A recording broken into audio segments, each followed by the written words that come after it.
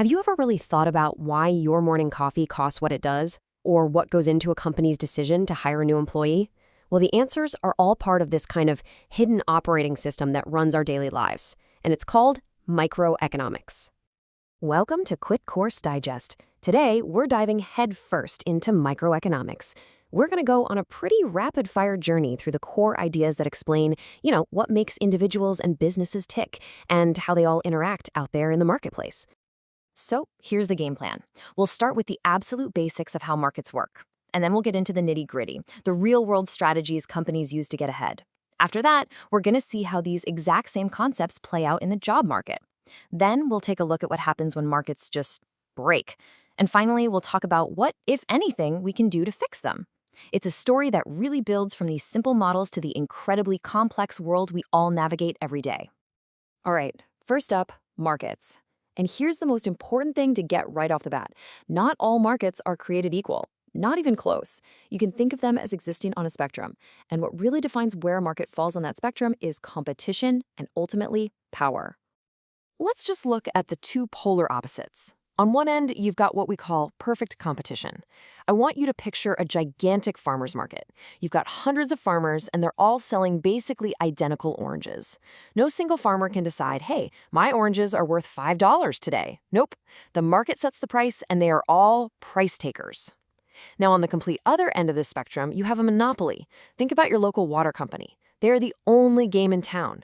Their product is unique, and the barriers to starting a competing water company are, well, they're massive. So they get to be the price setter. And that all boils down to this one key idea: market power. That's it.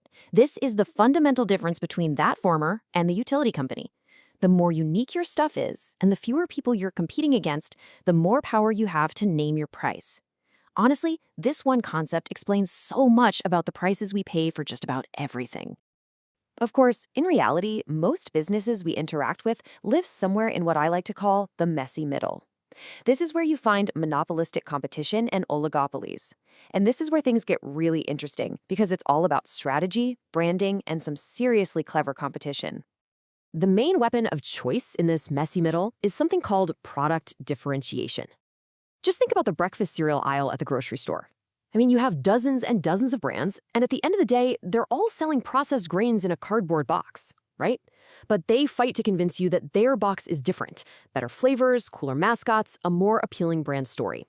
That is the name of the game. So you see, competition isn't always some race to the bottom on price. Companies pour billions into advertising, into building up a reputation for quality, or sometimes just for picking the absolute most convenient location. I mean, your favorite coffee shop probably isn't the cheapest, but maybe it has the best vibe, or the baristas know your name. That's non-place competition, and it's everywhere. But what happens when the market isn't full of little competitors all trying to stand out?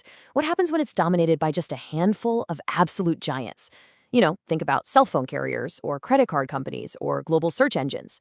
This is what we call an oligopoly, and it brings a whole new, fascinating level of strategic thinking to the table. And to really get our heads around oligopolies, we can use a tool called game theory. Okay, check this out. We've got two gas stations. If they both cooperate and keep their prices high, they each make a nice $500 profit. That's the best outcome for them combined. But here's the twist. Kosh knows that if they secretly slash their price, they could steal all the business and make $1,000. But the catch is, Jets knows this too. So Jets is thinking, well, if Kosh is going to drop their price, I better drop mine too so I don't get totally wiped out. The result? Because neither one can trust the other, they both end up charging low prices and making zero profit, which is way worse for both of them than if they just cooperated in the first place. That right there is the prisoner's dilemma in action. All right, let's switch gears a bit. Because these powerful forces, supply, demand, market power, they don't just apply to things like coffee and cell phones.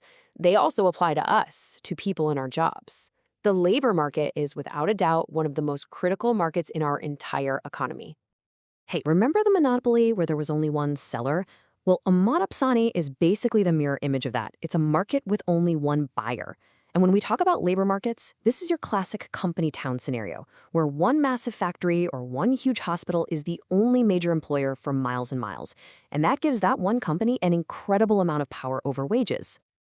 And here's why that matters so much. In a competitive job market, Lots of companies have to compete for you and your skills, and that competition naturally pushes wages up. But in a monopoly, that single employer is the one calling the shots. They can essentially set the wage.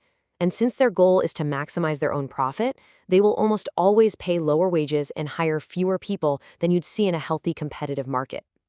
So, we've seen that markets are incredibly powerful engines, but they're not perfect. Far from it.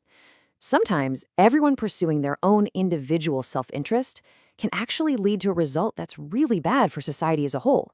And when that happens, economists have a name for it: market failure. Now, these market failures usually fall into one of three main buckets. You've got externalities, which are basically unintended side effects. You've got public goods, which are things the market just won't provide by itself. And you have imperfect information, which is when one person in a deal knows a whole lot more than the other. Let's start with externalities. Imagine a factory that pollutes a river. Okay, so the factory sells its product to a customer. That's the transaction. But the people who live downstream, who now have to deal with polluted water, they're a third party who's stuck with a cost. That is a classic negative externality. But it can go the other way too. When you get a flu shot, you're not just protecting yourself, you're also making it less likely that you'll pass the flu to anyone around you. That's a positive externality. Next up are public goods. Think things like national defense or streetlights. The issue with these is that you can't really stop someone from using them. You can't exclude a non-payer from being protected by the army, right? This creates what's called the free rider problem. I mean, why would you voluntarily pay for something if you can get the benefit for free? Because of this, private companies have pretty much zero incentive to provide these things, which is why they usually have to be funded by the public. And finally, we have imperfect information. The absolute textbook example here is buying a used car. The person selling the car knows every single rattle, every weird noise, every potential issue hiding under the hood. You, the buyer, you know almost nothing. This huge imbalance of information, sometimes called asymmetry, can easily lead you to make a really bad decision, like paying way too much for a car that's a total lemon. Okay, so if markets can fail and things can go wrong, what are we supposed to do about it? Well, this is where we wade into the huge, ongoing debate about the proper role of government in the economy. Is it their job to step in to correct these failures and try to make sure markets stay competitive and fair? Now, this idea of reigning in market power is definitely not new. This goes all the way back to 1890, when the U.S. passed the Sherman Antitrust Act to break up massive monopolies like Standard Oil.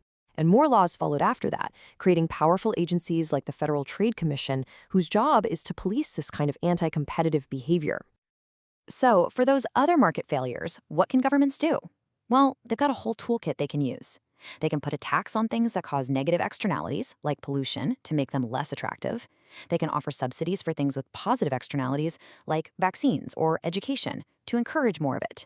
And of course, they can just step in and provide public goods directly. But, and this is a really important but, these fixes are not a silver bullet. Government intervention can be slow, it can get tangled up in politics, and sometimes it creates brand new, unintended consequences that can be just as bad or even worse than the original problem. This has a name, too: government failure. And that really brings us to the big picture here. Because even with all their potential flaws and imperfections, competitive markets are an unbelievably powerful engine for progress. They are what fuels the entrepreneurship, the innovation, and the technological change that is absolutely fundamental to improving our lives and raising the standard of living for everyone. So, in the end, we're left with this central, fascinating tension. We know markets are powerful, but we also know they are imperfect. We know they can fail. And that leaves us with this final crucial question. When they do fail, who is responsible for the fix? And how do we make absolutely sure that the cure isn't worse than the disease?